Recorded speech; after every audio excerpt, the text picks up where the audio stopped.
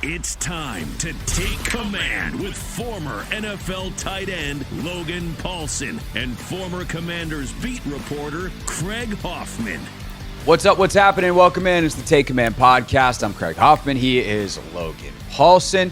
And week 2 of OTAs are in the book, at least for us as the media, because we only get to see one day. It was funny because Dan Quinn started his media availability, Logan, yesterday before practice. He's like, OTA 5. And I'm like, right, it's 5, not 2, because we don't get to see most of this. But definitely a lot of practice yesterday was really interesting and noteworthy, I think. And, you know, I feel like a lot of times I come out of these OTA sessions and it's like, we're supposed to make something out of this.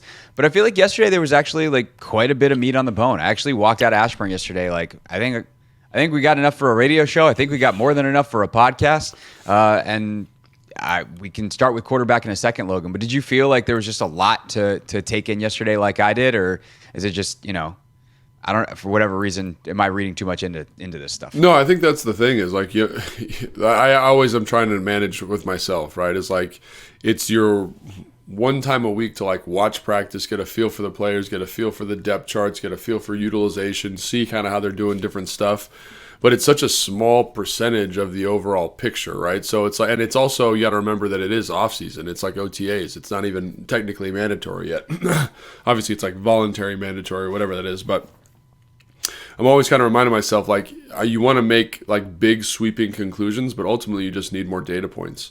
And I think that's the thing is like you come out of practice, you're like, oh, this person did this and this person did this. And like, what can you pull from that? And it's like, you just got to kind of file that away. So hopefully on today's show, basically is the point of this is like, we're going to give you guys, the listeners, some data points to kind of say like, this is where we think people are going and the general direction of the team. But obviously like things are subject to change. Things will be different. And like, I think you brought this up yesterday. We were watching practice. You're like, oh, look, Emmanuel Forbes is starting at corner, right?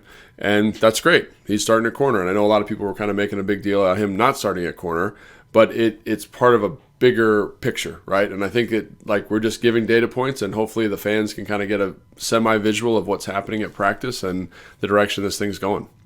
Yeah, for sure. And so just by math, if yesterday was OTA 5 and we've seen 2 of them, we've seen 40% of the OTAs, which means more than half we haven't seen. So for all we know, everything we're about to say was running counter to what happened in the closed sessions. And, you know, actually, for instance, Jayden Daniels was really bad in the closed sessions and he's been good in the 2 open sessions. And so everything we're about to say about Jayden Daniels that's awesome is actually not even true based off of if we had all the information. I highly doubt that, but that's just for instance, which leads us to, though, I think the number one thing is Jayden Daniels. And I struggled with how to say this on the radio show, Logan, so I'm excited that we get to talk this out. But basically, my kind of takeaway is right now, looking at where Jayden is, I find it really hard to see how he's not going to be the starter. Now, what I'm trying to do is remember like how much we're not seeing, both in these 60% of these practices that we literally haven't seen. Also, there are no protection things to worry about right now, either him calling them, changing them, or them breaking down in front of him and him having to deal with pressure. So there's a massive, massive, massive part of quarterbacking that is just missing from this equation. But in the classic way that we always say it, you can only take the test that's in front of you. Yeah. And the way Jayden Daniels is processing information and getting the ball out and making throws and doing all that stuff right now, I think he looks significantly better than Marcus Mariota doing it. And if that's the case, like I just don't see how we're not going to wind up at the end of this in the spring, nevertheless, by training camp, without them being at least pretty close. And if they're close, you just start the rookie. There's no reason to start Mariota. And so, again, I'm like trying to avoid the broad sweeping conclusion because we have such limited data. But Jayden Daniels looks awesome. And that's awesome in a very easy test so far. But damn, he looks awesome. Yeah, and it's interesting because, like, you know, the last OTA we saw, which was last week, I thought Marcus Mariota looked like he was struggling a little bit. And then I thought, you know, yesterday he looked a little bit more comfortable. He made some throws. Like he kind of does this thing where he boots out of the pocket and he'll push the football down the field. Last week, I think 2 of those passes got picked up, or 1 was picked off and 1 was nearly picked off. And then yesterday I thought he kind of made some more plays, made a nice throw down the field to Terry McLaurin. Like, so, you know, like, again, like I think just this is just kind of illuminating or kind of reinforcing that point. It's like, depending on the day, it's going to look a little bit different. But I think to your main point there about Jayden, one of the things that I love is the processing and the footwork. And he just seems to have a really good feel for the offense so far. And you can tell he's really studying hard because like his ability to kind of get through progressions. And again, the one thing with young quarterbacks that always makes me nervous, and you saw this with Carson Wentz, you saw this with Sam Howell, you saw it a little bit with Taylor Heineke, is when it's not there, like what is their reaction, right? Like what are they going to do? And sometimes even Marcus Mariota does this, where it's like, hey, it's not there. I'm padding, waiting for something to come open, as opposed to saying, hey, I know this coverage. I know this concept's not good versus this coverage. Let me get to the next thing. And there was a couple times in yesterday's practice where I thought, man, like that's really well done by Jayden. Like the ability to kind of say, this is dead. Let me get to like the second part of the read, or let me get my eyes over here knowing I'm going to get back. Even one of the incompletions he had, it was like a go and an out on the right side of the formation, something like that. It's like a high-low concept, and they were bringing the crosser from the far side, like across the formation. And I was like, man, this concept's dead. But he like put the ball right over top of the defender, right in the hole, understanding how the space was going to vacate. Now he missed the throw. The receiver didn't adjust the ball well. It wasn't entirely on him, but I thought like that's what you want to see from him, right? It's just kind of understanding the spacing, understanding the timing, not holding the football. And so even though Jayden kind of had the red zone period yesterday, it was probably not the greatest in the whole world. Yeah. You like kind of the foundational pieces that you're seeing. You're liking the process, I guess is what I'm saying. Even though the result isn't always the best, like the ball might not be completed, the ball gets batted down, or it's an interception, or whatever it is, there's the process of what he's doing seems to be laying a really effective foundation, which is, again, he's still got to grow. You mentioned the protections, you mentioned the rush, all those types of things, but in terms of taking the test that he's given, like you said, and kind of just developing and seeing like a nice skill set there, I think that's what's exciting. And again, he's still got to grow and develop, but those are the things that get you kind of, okay, all right, we're moving in the right direction. Yeah, for sure. And I think that the thing that stuck out to me first when I watched him on tape in college was his feel for the game in the pocket. And it's just like everything felt rhythmic and on time always. Even when he ran, it'd be like, oh, that made sense. Like, He looked, he ran. Okay, that's like the right timing of how it is. And I think you see that with him in practice too. It just everything feels on time all the time. Like there was a play yesterday where Marcus has that extra pat of the football, and you're like, ugh, that felt clunky. That felt not quite right.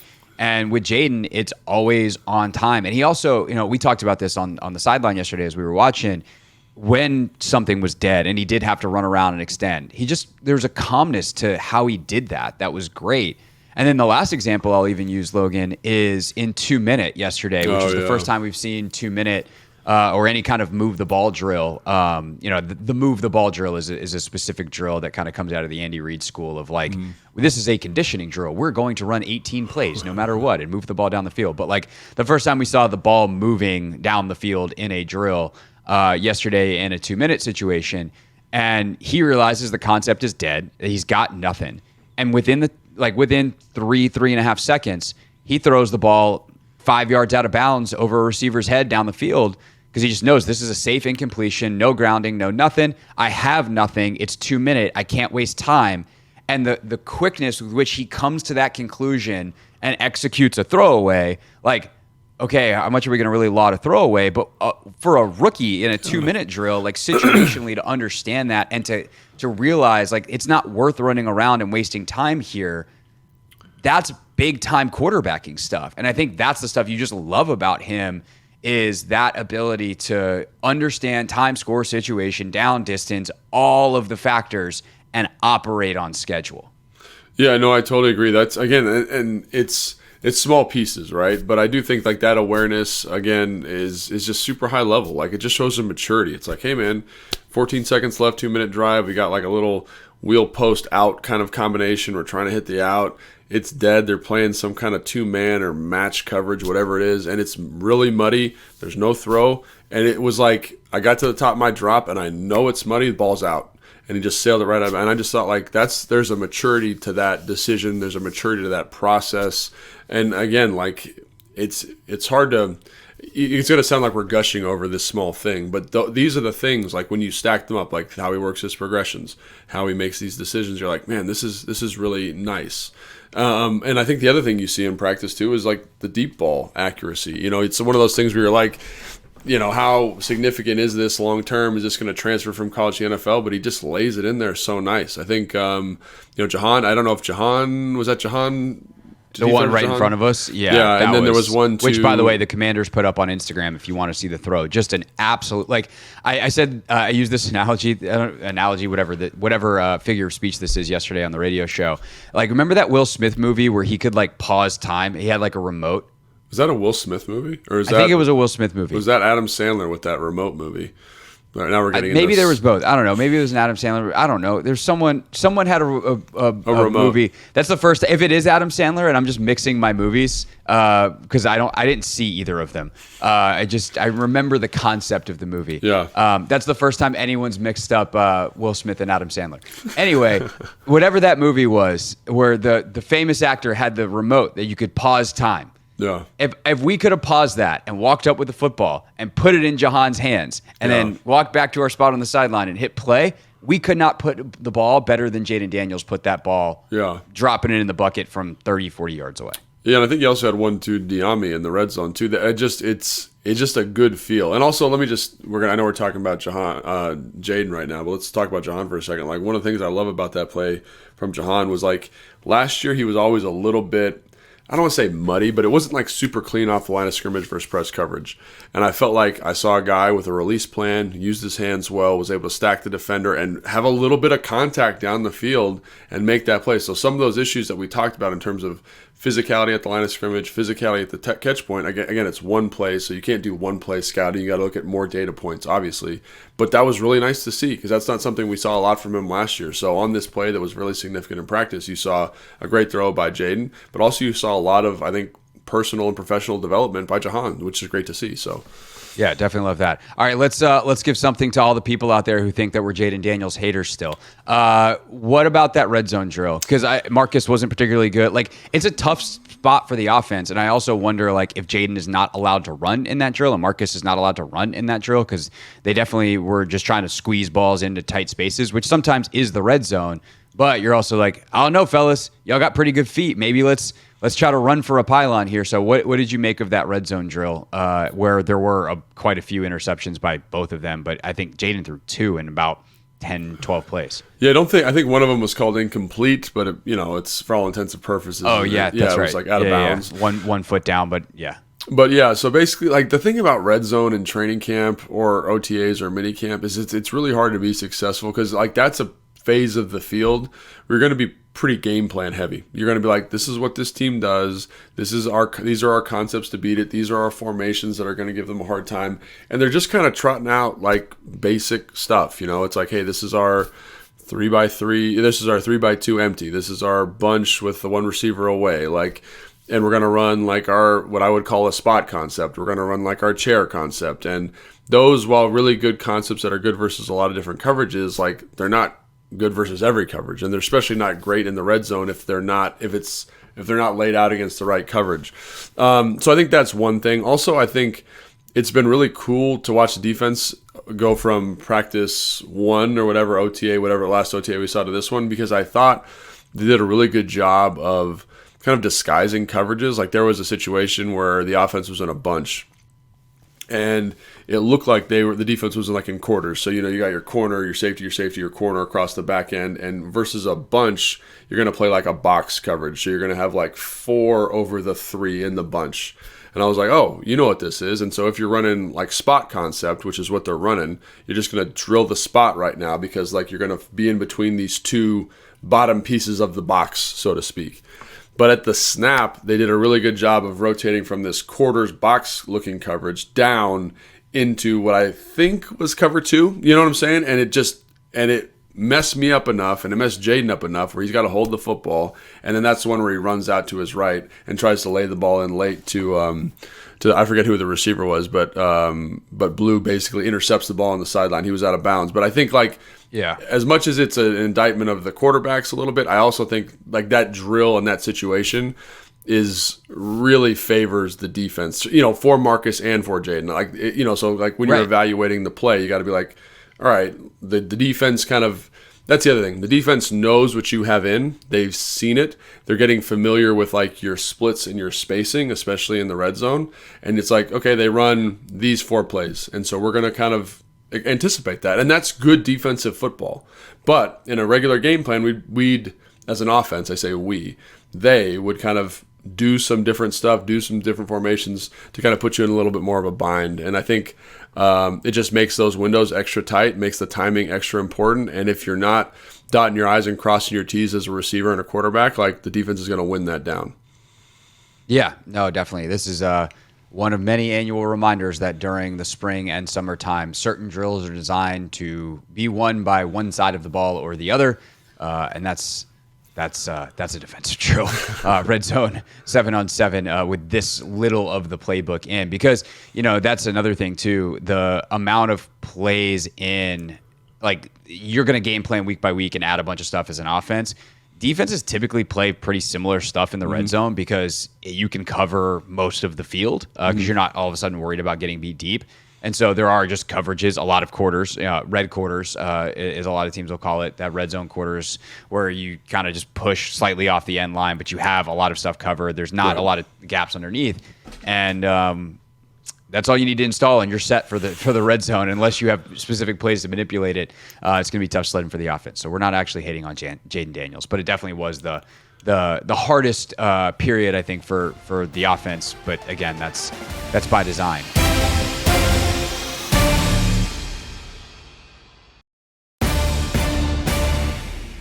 Let's get into some of the plays that we saw, some of the concepts and some of the big picture stuff that we starting to see from this offense.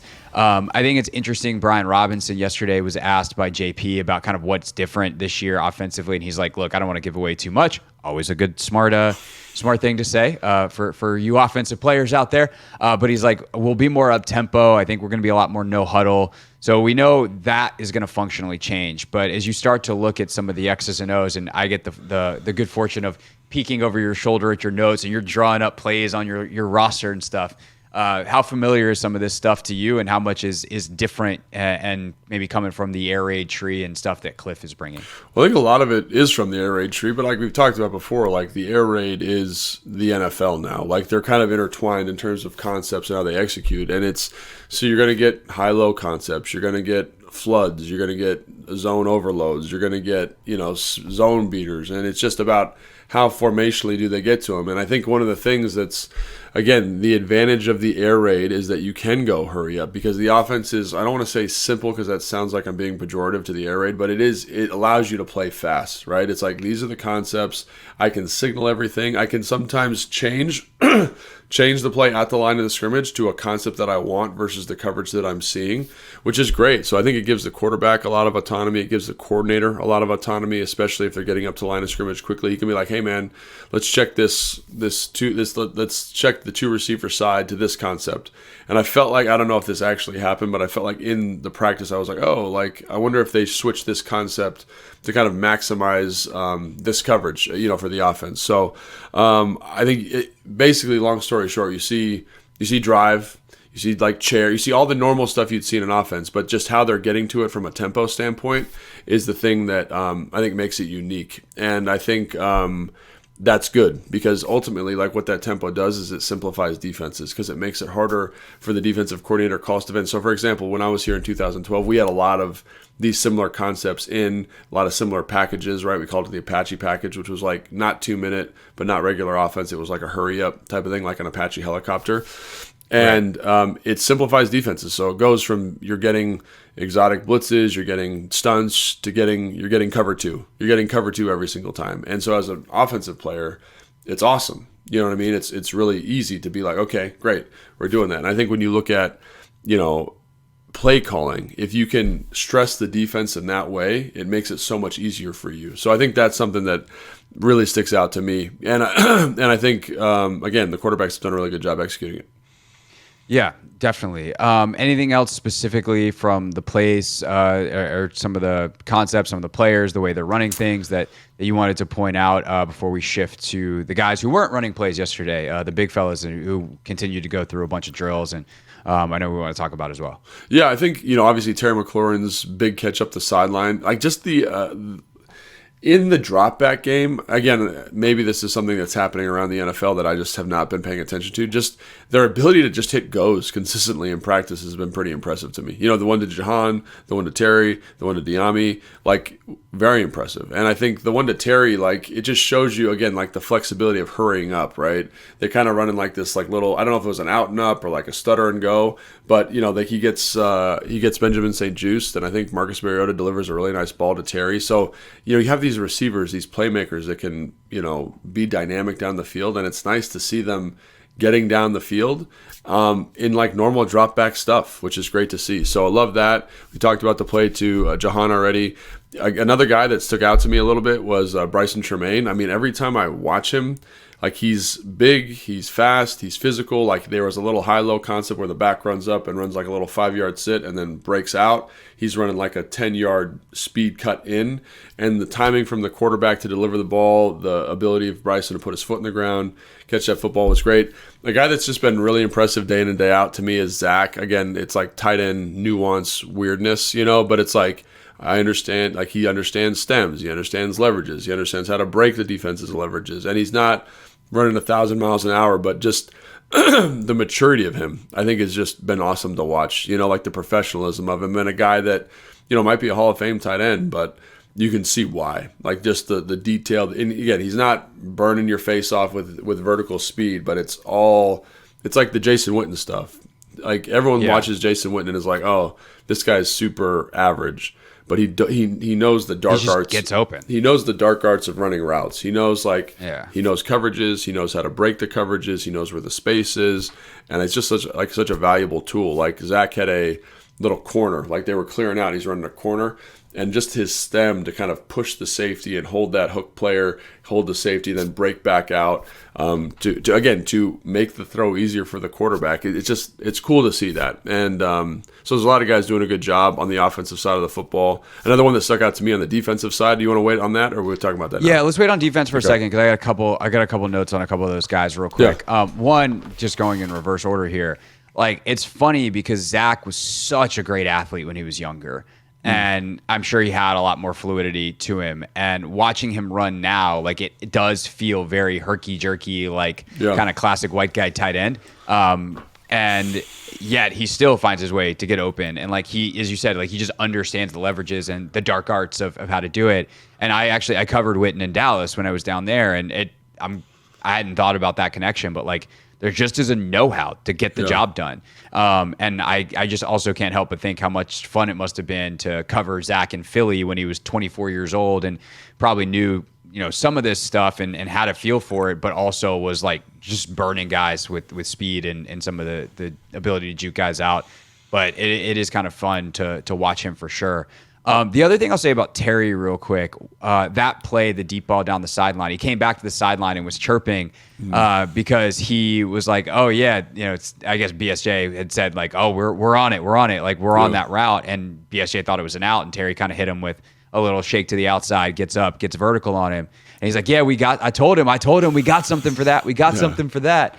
And so just the competitive juices, but I think just generally, and John Allen talked about this yesterday too, like these guys are having fun. Like last year, there was an intensity to it with EB, and obviously everyone kind of felt the pressure, of knowing what that season meant for Rivera, and Sam's got all this pressure on him, and they're just. It wasn't light and it wasn't fun, and not that they're not being serious. Like Tremaine got not an earful, but like got a talking to from Dan Quinn about lining up faster. Like they're on it. They're on the details.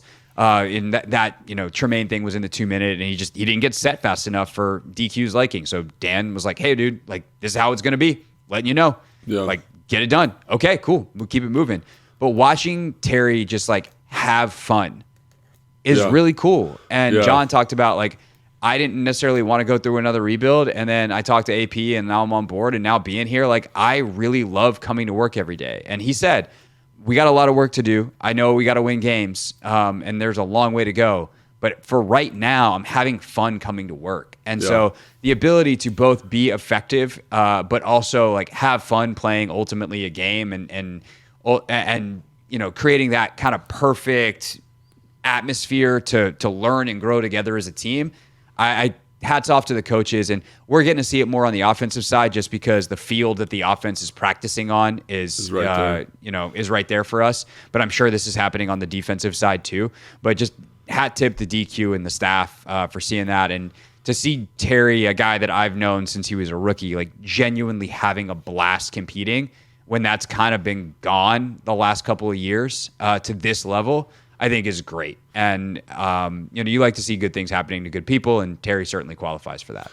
No, I think that's 100% right. And I think that's a great point too, because I've never really, like, Terry will talk and he'll be energetic, but nothing like that yesterday, And I think it just speaks to the environment that they've cultivated, and they do the energy drill, and I just, the sidelines got a little bit more juice, and I know that's something that Dan has emphasized. Like, he's emphasized that when I played with him in Atlanta, and obviously like Pete Carroll, that's something he brought, and obviously Dan worked under him, but like the coaches are juiced, right? There's Jahan makes that great play on the sideline, and every player goes, like, every player's like, yeah, Jahan, yeah, one, and then all the coaches are like, great, they're dapping him up, and that level of energy just wasn't there from the team. And you mentioned Dan, like, you remember he's sitting there, kind of where the center is in 7-on-7, watching the defensive calls, looking how guys line up. He's kind of working the drill himself, and just for him to be that locked in is cool, because it allows him to go up to Bryson and be like, hey, man, get set. Like, hey, man, we're competing. We're ready to get after people. Let's get up and get set, because he's locked into practice. And I think it's a testament to him, testament to the staff, and it is cool. It's fun to go watch. And a little bit of it's all new. It's all novel. But I know that the type of guys you bring in affect that, right? And so the energy of Joe Witt, like the way that he coaches, his like how he's talking with the guys, how Gay, the defensive back coach, he's constantly making corrections, and constantly, that is infectious, and I think it helps cultivate this environment. So as much as last year was tough because everyone kind of knew the score and it was tough to be excited about anything, I do think that the coaching and the philosophy here have led to this really fun environment to watch. And again, it's still early, so we're not making any declarative statements about anything, but I do think it's led to a practice and an environment that's more fun to work in for the guys. Yeah, and last thing on that too, I think they're also, the way they're rotating players really helps with this as well. Yeah. Because I feel like in most practices I've seen in my almost 10 years of covering the league have been like, the ones go, and then they're sitting for a long time. Yeah. And the way they're rotating guys in is like Terry and Jahan, for instance, like the quarterbacks will kind of have that rotation, right? Where it's like one's up for their series of plays. But let's say Marcus is the quarterback. Terry and Jahan run like 2-3 plays, and then they rotate those guys out, and the next group of receivers comes in. And the defensive guys, all 7 of them, are rotating in kind of that same way. And then eventually the quarterback rotates and Jayden's in, and Terry and Jahan and them are back up. And so keeping guys involved, it's kind of that basketball concept of like, hey, we got to get our big man a shot every now and then, make sure he's engaged on the defensive end. Like, just it's small details. I don't even know if that's on purpose, but it does seem like a kind of a better rhythm to practice that I would think as a player I would enjoy way more, because I'm not like running 7 plays, then being like, okay, let me go take my helmet off and take a knee on the sideline for 6 minutes, sweltering in the heat, and then have to go run some more routes again. It's like I'm up every 3 to 4 plays, and I'm mentally engaged because I don't have time to turn it off. And I think that's the other thing with the tempo, and whether or not how much they use that in season, but like when you have a tempoed offense, it leads to that, right? Because you got like guys will get their 3 reps, and it's not, it's not a minute and 30 seconds or 3 minutes to get those plays in. It's like, hey man, we've done our 3 plays. And so as you're watching practice, sometimes it's kind of hard because it's just turning over so quick, but I think that's great because it keeps guys engaged. It's building conditioning. They're not out there for hours, but they're still getting a lot of reps in, which is great. So yeah. Last thing on the offense, O-line. Still doing, positional drills. They're working combination drills, so it's not like all individual one-on-one, so to speak. But there's no team stuff involving the O-line yet. So how much can you take and what did you take out of what they did yesterday? Then we'll flip over to the defense. Yeah, so I think the thing that you're looking for in those drills is just how guys move, and specifically Brandon Coleman. Like he's a guy that people have been talking a lot about. And so in the pass rush drill, they do this drill where there's like two people. If you've coached high school football or been to any kind of offensive line clinic, this is like a staple drill. There's one guy running kind of right down the middle of the offensive lineman and one guy that's like 3 yards off. And so he's got a kick to the wide guy, post back down, and he's punching both bags, and they're kind of working their way back. And so in that drill, you're just kind of, for me, obviously you're evaluating technique, but like I just want to see how guys move, And so I think it's the first time they've done that drill. It's the first time I've seen them do the drill. So there were some technical issues with some of the guys in terms of drill execution. They're leaning over on the punch. But the one thing I took out of it is like Brandon Coleman has pretty sweet feet. And I think like there's a little bit of a technical issue with his punch. Like he kind of gets like a little stiff-legged when he punches, which you don't want to see. You kind of want to see the feet be independent of the hands. But he's kind of got that nice basketball slide where it's not effortless for him to like cover a lot of ground, to cover guys up. You see the long arms. And again, there's some issues to correct there. But I think that's something where you're like, after seeing stuff like that, because, he didn't do that at the Senior Bowl. He didn't really do it at the Combine. Like, this is the first time I've seen him take, like, tackle sets in person. And that athleticism is something that I think can't be overvalued in terms of his ability to project that left tackle spot. The one thing is, like, he's still working some stuff in terms of how to, like, roll his hips on contact at the first level and, like, double teams and stuff. But I think that's stuff that, with a good coach, you can get to. But the athlete, I think, is there. And I think, like, that's something that with tackles specifically, if that's not there, either you got to be huge, either you got to be, like Trent Brown big, or you got to be an amazing athlete. And I think after seeing him, and I want to watch more, obviously, but the fact that he's moving so well and so fluidly gives me a lot of hope that he could be that guy. No doubt. Long way to go. Long way to go. Yeah. More on the offense after the next practice.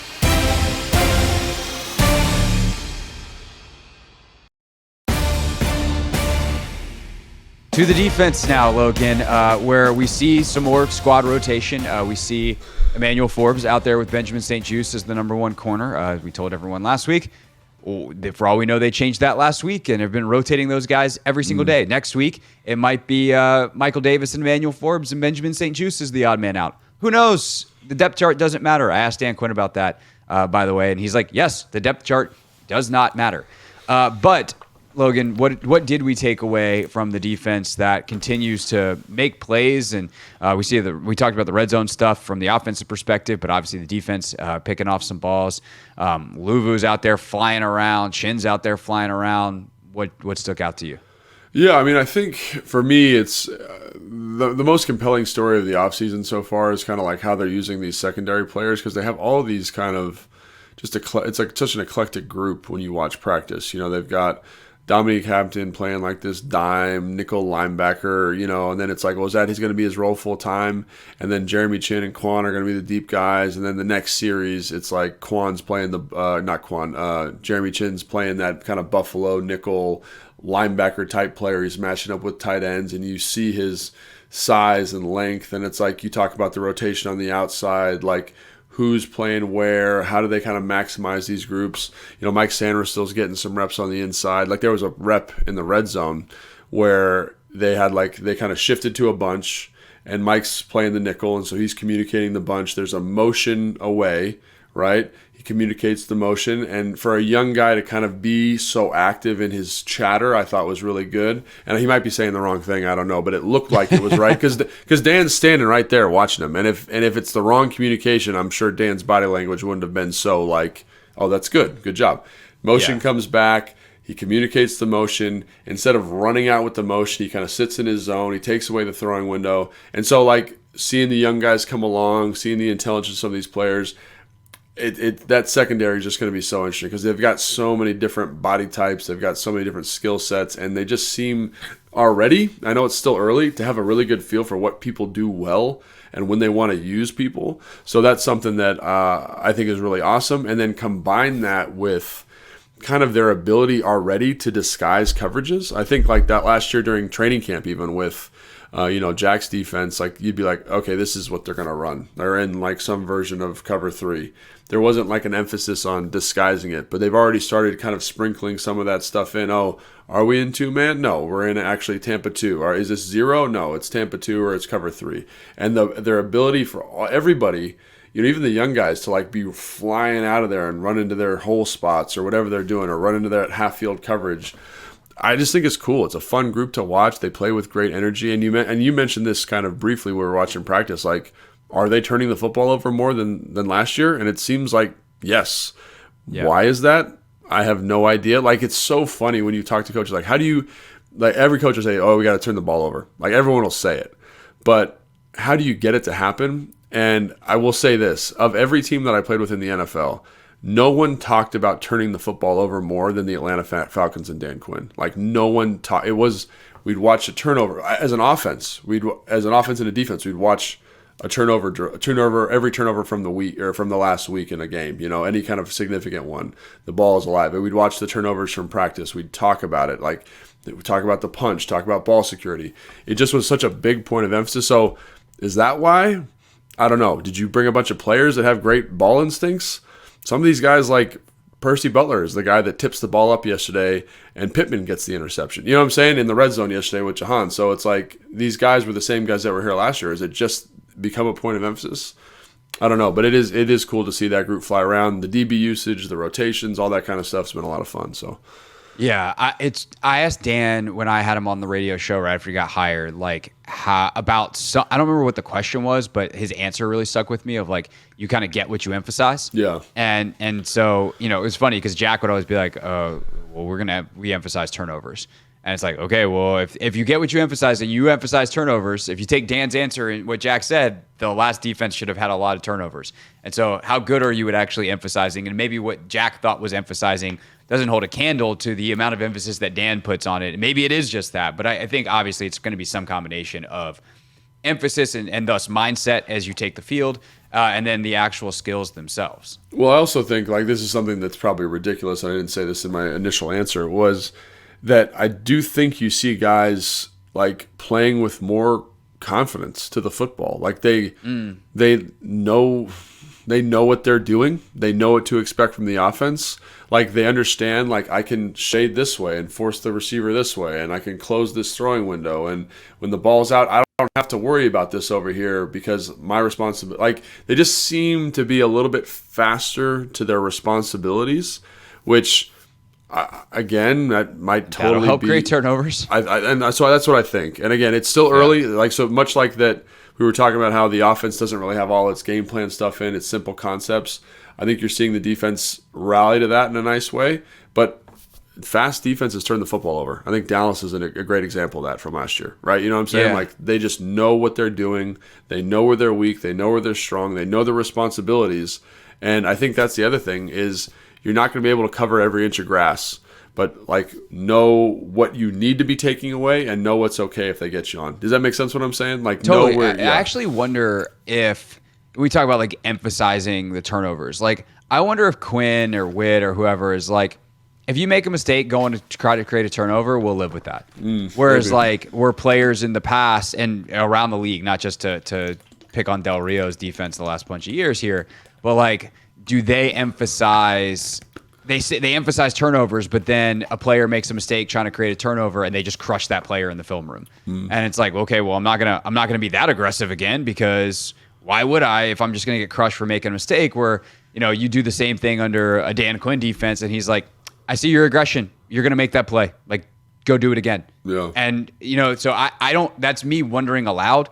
I don't know. Just the way you said that made me think of that. But that's the kind of thing where you can give lip service to a concept such as creating turnovers, right. But how you act day to day as a coach and the things you reward versus the things that you punish are going to ultimately shape the way your players play. And so if DQ is really about that life when it comes to turnovers, to the point that he will allow players to make mistakes in pursuit of them and not be upset, which when you watch Deron Bland, when you watch Trayvon Diggs, guys who get beat deep trying to pursue interceptions sometimes, and they're back out there the next snap and they do the same thing, and the next time it's a pick six. Like, I would think that is how Dan Quinn coached, and thus Joe Witt is a part of that staff in Dallas. Taking the mantle as the DC here will do the exact same thing. No, I think that's right. And I think it's also like informing the player about when it's good to take that opportunity. Hey, remember this is the concept they run out of like this tight split, right? They're not getting in a tight split to run it in. They're running it out here, right? Or whatever the coaching point is, depending on who you talk to. And knowing that, hey, in this coverage, in cover 3 versus this look, you have help over top, like go. Be aggressive to that. Trust what you see is also part of it, and I think that's something that Joe Witt has talked about, in interviews we've done with him on Command Center and stuff like that. It's just like, I want to give them tools to go out and make those plays and know when they can make those plays. And I think you're starting to see shades of that again. We've only seen 2 practices, 40% of total, whatever it is, but it's encouraging, which is good. So for sure. On the disguise thing and just the versatility of the DBs, just one play that I wanted to highlight real quick that illustrates this really well. Dominique Hampton's in. He's in that dime, star, buffalo nickel, whatever version of that is, and he's on the right side of the formation. And they disguise it with him beelining back to be the cover 2 safety on the left side. Yeah. He's got the left deep half. And if they can do stuff like that with their personnel, like, good luck figuring it out if you're a quarterback pre-snap. Now, some of these guys that have been around forever will, because that's just, they can see through everything somehow.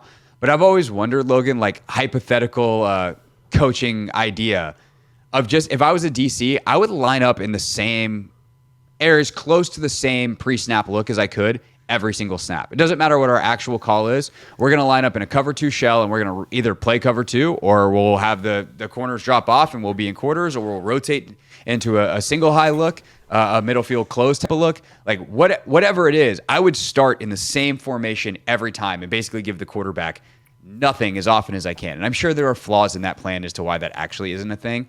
But like, watching a play like that where Hampton is in the box on the right and just at the snap of the ball, dead sprint to the deep left half of the field, you're like, oh, they might be doing some version of that very silly concept that I've thought up in my head. Yeah, I think the thing that you see in Dallas, and again, we don't really know what the defense is going to look like here because it's a little bit different personnel, is one of the things they were really good at last year and the year before is like they'd give you a man look, like a very hard man look, like cover 1, some version of 0, like, and you're just like, oh, and they do run a lot of 0, like 0 or they're aggressive blitzing in certain situations. Yeah, and just real quick, because we did have a request for this. Cover 0 means that there is no deep safety. So if you hear cover something, you're talking about how many deep zone players there are. So cover 0, there's none, which typically is accompanied by man-to-man on the outside and an all-out blitz by every remaining player is not in man coverage. Cover 1 deep safety. Cover 2 deep safeties.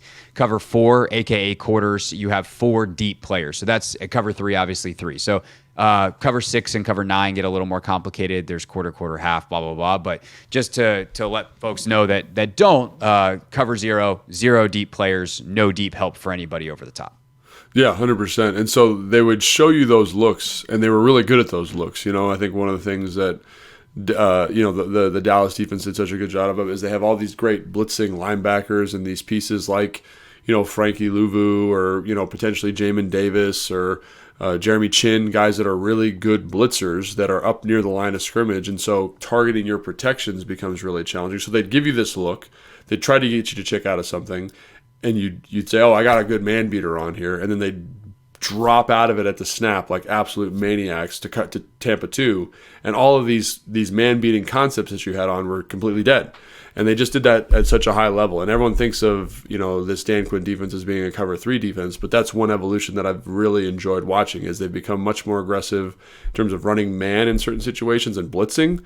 And then also the disguises off of that. So I think to kind of see that already start getting layered in, with the great example you just gave and the great example that I gave earlier of, in the red zone, it looks like quarters, it's actually cover 2, and just how that throws off the quarterback a little bit and how, again, it forces ball paths. I remember watching their game when Taylor Heineke was starting at quarterback. This was 2 years ago now, and it was a 3rd and 10 situation. Every 3rd and 10 situation, they'd give him something, and he's like, "Okay, I got it." this is the coverage. And then they would roll to something else. He'd hold the football.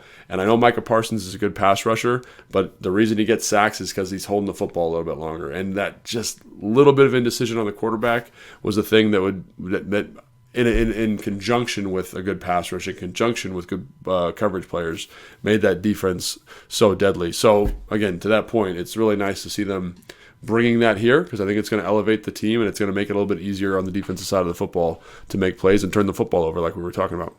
Definitely. And that's the piece of this defense that I'm most concerned about. I think they've got a really good group of players up front.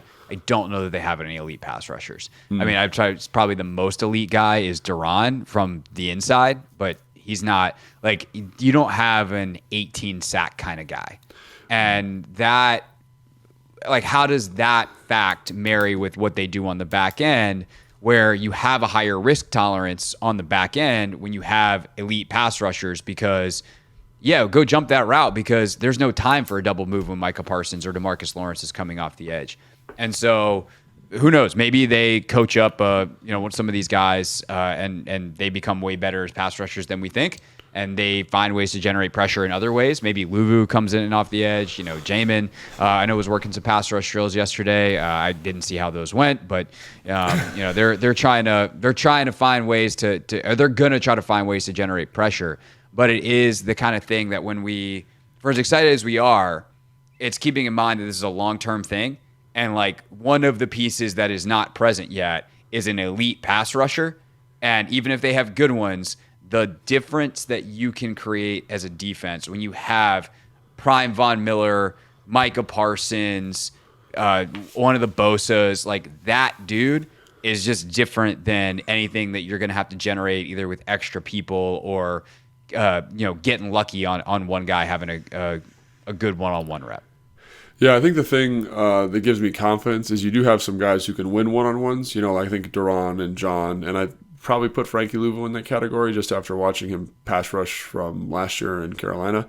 But I think just like the secondary, just like we've seen an improvement in some of the guys that were here last year already in such a short time, just by giving them easier defensive responsibilities. Last year, one of the things that was so frustrating was, like, you had these 4 really good pass rushers at the beginning of the season, and you were like, hey, go win one-on-ones. And you didn't give them tools to do that. You didn't give them opportunities. So I think when you watch Dallas, these kind of pressure fronts that they present to you, the way they can dictate slides, the stuff that you saw from Wink Martindale last year that gave this team such a hard time, this defensive staff has shown an experience and an ability to help increase the effectiveness of the guys you have on the roster. So even though you don't have a Micah Parsons, who, again, is an awesome, maybe he's for sure top 5, probably top 3, maybe best pass rusher in the NFL type guy. But one of the things that I love about him and the way they used him is they found ways to maximize him. Yep. Dorrance Armstrong, same thing. The defensive tackle they have there from UCLA, it's like they're good pass rushers, but they're not great. But they're elevated by the scheme, and I think that's what you're hoping for here. It's not going to be perfect. I'm not saying they're going to be the 85 Bears or anything like that, but I do think schematically, like, when you watch what Dallas does, you go, oh, like, that's big time stuff, and it's in the front and it's in the secondary. And so what you're hoping again is that rising schematic tide brings everybody along, and you get a product that's better than the sum of its parts. For sure, which I think could be pushing a top 10 defense. And I think once you add the Parsons, the Myles Garrett, like that type of piece, if they can find it next year, maybe in the first round of the draft, like, that's when you start pushing being a top 5, like, elite defense. But we'll see.